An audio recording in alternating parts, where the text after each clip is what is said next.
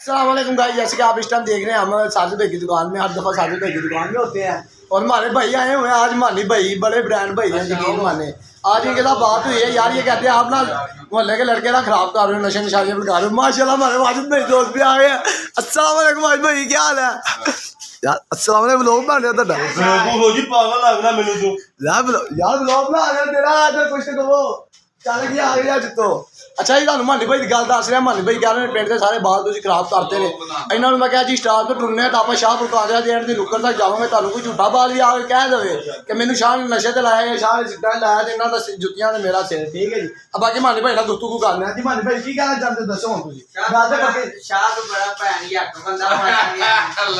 ਨਹੀਂ ਪੱਕੀ ਗੱਲ ਕਰਨੀ। ਠੀਕ ਹੈ ਆ ਕੇ ਤੇ ਉਹਨੂੰ ਦਿੱਤਾ ਤੂੰ ਕੈਪਸੂਲ ਅਲਾ ਭਾਈ ਤੂੰ ਵੀ ਖਾ। ਨਹੀਂ ਮੈਂ ਨਾ ਯਾਰ ਇੱਕ ਨਾ ਗੱਲ ਯਾਰ, ਲੋਕ ਭਾਣੇ ਲੋਕਾਂ ਮੈਨੂੰ ਲਾਈਕ ਹਾਂਜੀ ਸ਼ੇਬੀ ਸਾਹਿਬ ਕੈਪਸੂਲ ਤੁਹਾਨੂੰ ਕਿਹਨੇ ਲਿਆ ਦਿੱਤਾ ਹੈ? मैं कैप्सूल खाता ही नहीं। ਉਹਨੇ ਖਾਧਾ ਹੀ ਨਹੀਂ।